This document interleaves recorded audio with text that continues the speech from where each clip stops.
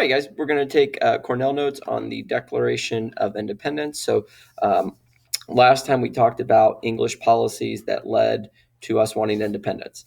All the acts or taxes, Stamp Acts, Tea Act, Townsend Act, they were all taxes. We were really upset because we did not have any representation in the British Parliament. We called that no taxation without representation, and we were really angry. Then, after the Boston Tea Party, the British passed the coercive acts, which we called the intolerable acts. Those did things like quartering of troops in our home, which meant they forced troops to live in our home. They got rid of our legislature. They got rid of our town meetings. They imposed more taxes. They closed the Boston Harbor. And for many, this was just too much. And eventually, after Thomas Paine's Common Sense, that led to us declaring independence and forming an army and starting the Revolutionary War. And so what we're going to talk about today is the Declaration of Independence. We're going to talk about what's in it and really two things. We're going to talk about what are the rights that are in the Declaration of Independence. Thomas Jefferson borrows heavily from John Locke in the idea of natural rights and social contract, and then also what were the grievances in the Declaration of Independence? Meaning, what were the complaints that we had with the British? And so we're going to take Cornell notes on that. So on the left-hand side of your notes, you can write down Thomas Jefferson. You're going to want to write that down on the left-hand side. And then you're going to want to write the definition here. You're going to want to write that down on the right-hand side. Okay, so go ahead and start writing that while I explain. So Thomas Jefferson was the main author. He detailed the colony's reasons for breaking away from Great Britain. So you should know that in your Cornell notes. Jefferson claimed that the king did not look after the interests and rights of the colonies anymore. And then he listed all the grievances and complaints that the colonists had with the crown. So the Declaration of Independence kind of broken into like four parts. First is saying why we're writing it. Dear King, we're angry. Number two is explaining what rights we have. He calls them inalienable rights, which are life, liberty, and pursuit of happiness. And that if we're unhappy, we have a right to break away from that government. The third part is the long part of the Declaration of Independence. It's just a big numbered list of all the complaints that we have. And then the fourth part formally declares independence. Okay, but you should know that Thomas Jefferson was the main author of the Declaration of Independence. So you should have written that down. If not, I'm going to move on. But if you're not done, you can pause me and finish. All right. All right, let's go on to the next slide. So Thomas Jefferson was heavily influenced by the ideas of John Locke and Baron de Montesquieu. Locke believed in natural law and social contract. Remember, natural laws that you're born with certain rights. John Locke called them life, liberty, and property. And Jefferson would change this slightly to life, liberty, and pursuit of happiness. He was also really influenced by John Locke's idea of social contract. This idea that people have a contract with government and that government should protect its people. And that if government does not protect its people, then those people should get rid of that government. So you might want to put this down. So Thomas Jefferson on the left, you don't have to put anything on the left, but you might want to put down was influenced by the ideas of John Locke. And you should know that those ideas are natural law and social contract. So you might want to add that on the right-hand side after Thomas Jefferson was influenced by the ideas of John Locke and specifically the ideas of natural law and social contract. So you might want to add that down. So again, John Locke claimed that as humans we're born with natural rights, what he called natural law, which are life, liberty, and property, and that no one can take those away from us. And Thomas Jefferson will say the same thing, as we'll see in just a moment, but he changes that to life, liberty, and pursuit of happiness. And then again, the social contract was that idea that we enter into an agreement with government and agree to obey that government if they agree to protect our natural rights. And if government does not do that, then we should get rid of that government. Yes.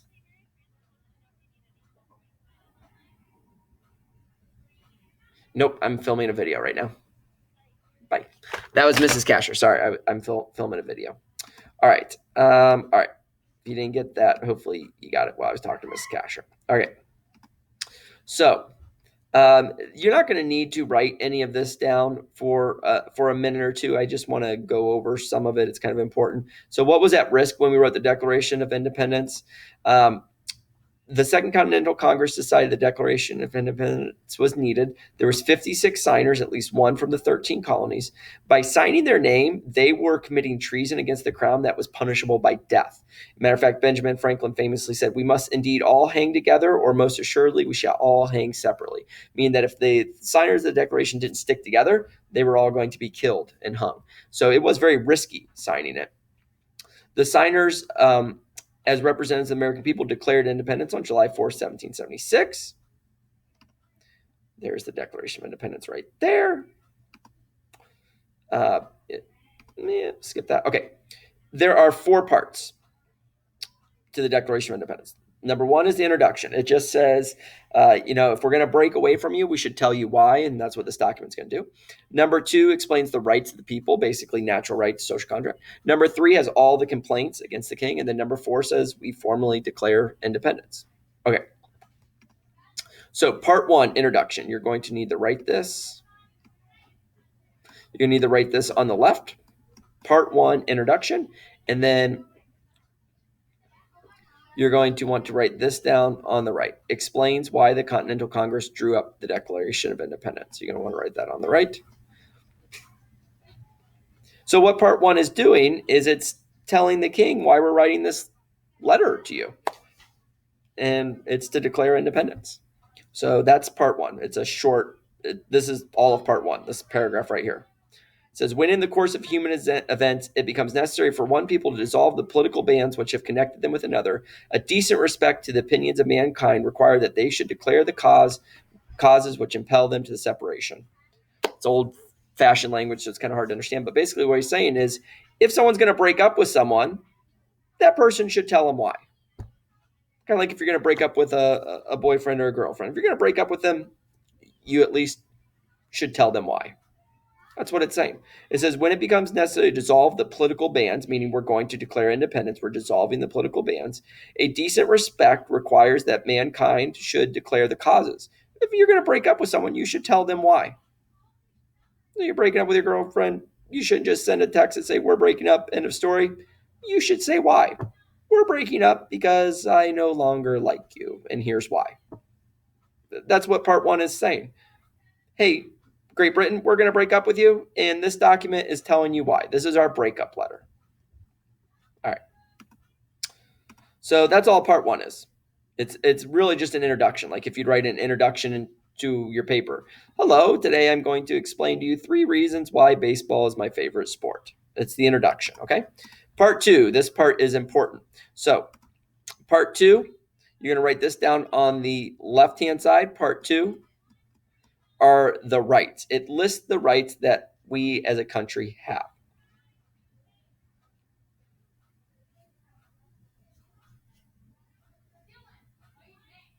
So it said, and you should write this down on the right. The document clearly expresses the purpose of government is to protect natural rights. John Locke called it natural rights. Thomas Jefferson calls it inalienable rights. And you should know that John Locke called those life, liberty, and the pursuit of happiness. So you need to write both of these things down on the right.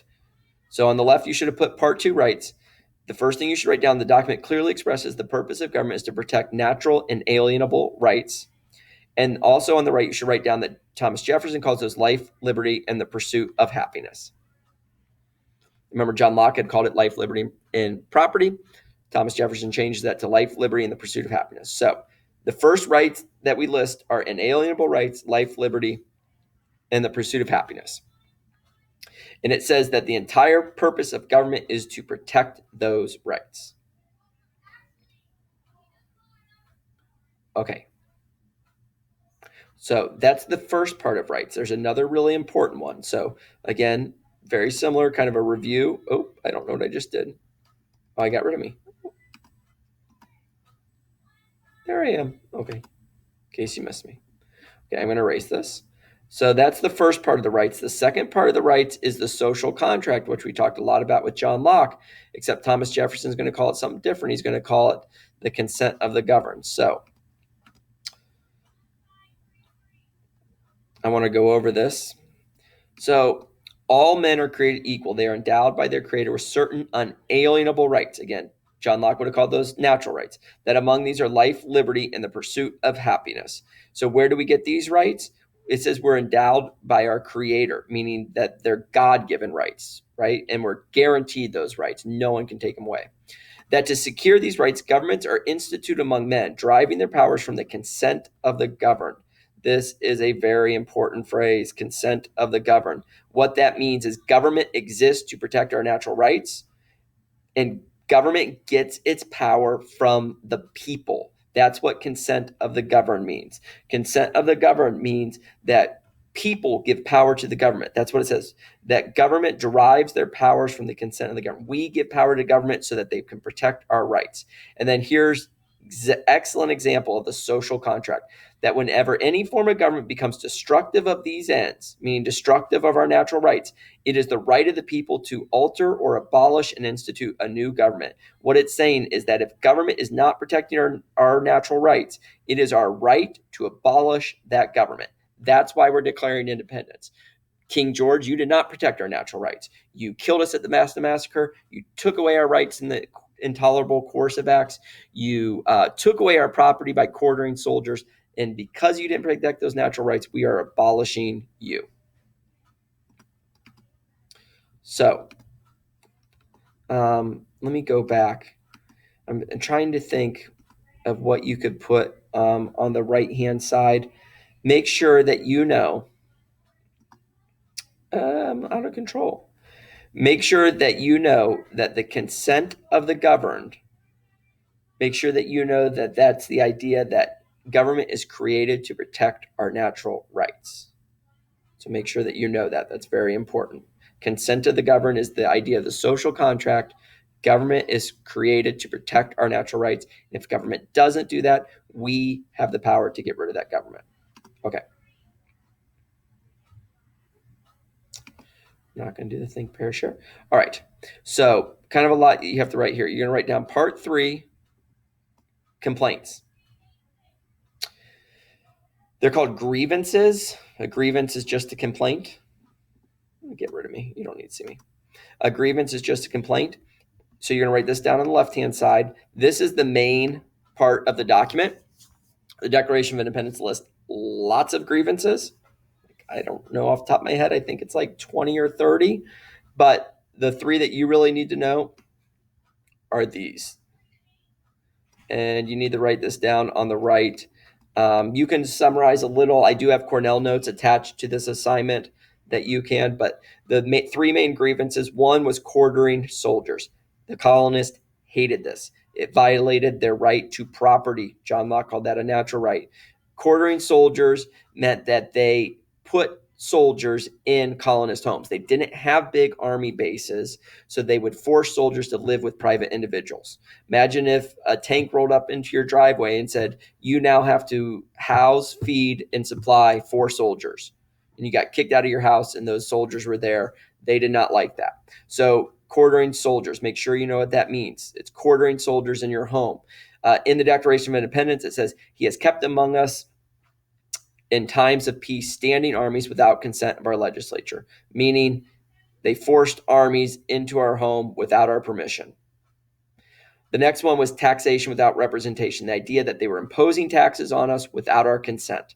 And Thomas Jefferson says he, the king, has imposed taxes on us without our consent, meaning that they taxed us and we weren't allowed to vote on it. The third main complaint is taking away our liberties. He has taken away our right to trial by jury. He has limited our judicial power. He has dissolved our legislatures, meaning they got rid of our trial by jury. They got rid of our courts. They got rid of our lawmaking. They got rid of our rights. And so those are the 3 main complaints, that they forced soldiers into the home, they taxed us without us being able to vote, and they got rid of our liberty, including trial by jury. Those are the complaints. There's a lot of other ones, but those are kind of the 3 main ones. Okay. Oh, I have to use my eraser. So part 4, you're going to write down on the left-hand side. It's close enough to highlight it. You're going to write part 4, Declaration of a New Nation. And all you have to do here is write this down. The final section declares that the colonies are 13 free and independent states. So that is the Declaration of Independence. You have your intro. You have our rights, our natural rights in the social contract or consent to the governed. You have the grievances, quartering of troops, taxation without representation, getting rid of our liberty, and then you have the final conclusion, we declare ourselves independent. All right, I think that's it for the notes. There's kind of a lot of notes. I do have Cornell notes attached to this assignment that I would really love if you could print out and glue on the adjacent page to these notes. And that's it. All right, guys, we will go over this more. Please make sure you watch the video, take notes all the way through. Tough concept here. All right.